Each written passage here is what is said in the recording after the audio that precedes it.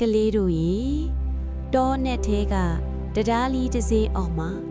ဘယ်သူမှမကြားမမြင်ခြင်းနဲ့အတန်ကြောက်စရာကြီးတစ်ခုရှိနေလေဆိုရင်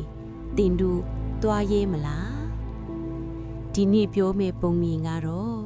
စိတ်သုံးကောင်နဲ့တရားအောက်ကဘီလူအကြောင်းမှာဟင်နော်ရှေးရှေးကာလကတောနဲ့လီတစ်ခုမှာစိတ်သုံးကောင်နေထိုင်ကြတယ်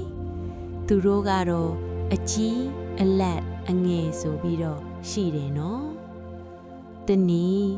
တောထဲမှာစားစရာမြက်တွေကုန်သွားတော့တရားတစ်စင်းကိုကြော်ပြီးမြက်စင်းတွေပြည့်နေတဲ့တောင်ဘက်ချမ်းကိုသွားကြဖို့ဆုံးဖြတ်ကြတယ်ဒါပေမဲ့အဲ့ဒီတရားအောက်မှာ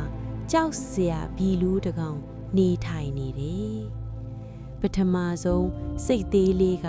တရားပေါ်တက်လိုက်တော့တရားအောက်ကနေအတန်ကြီးတစ်ခုဘသူလေငါတရားပေါ်မှာလမ်းလျှောက်နေတာလို့ဆိုတော့စိတ်သေးလေးကြောက်သွားပြီမေ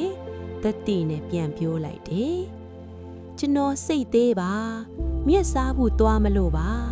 ခဏနေရင်ကျွန်တော်အကိုကြီးလာလိမ့်မယ်သူကပိုအသားထူပါတယ်လို့ပြောပြီးဘီလူကစိတ်ဝင်စားသွားတယ်ဟုတ်လားဒါဆိုသွားလိုက်ပါနောက်တကောင်ကိုစောင့်မယ်လို့ဆိုပြီးစိတ်သေးလေးလွတ်မြောက်သွားတယ်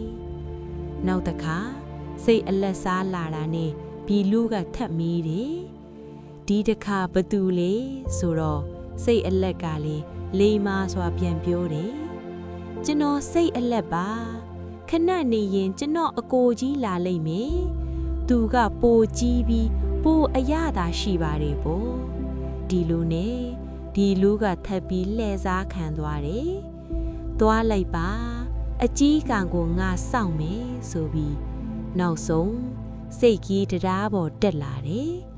ဒုံဒုံ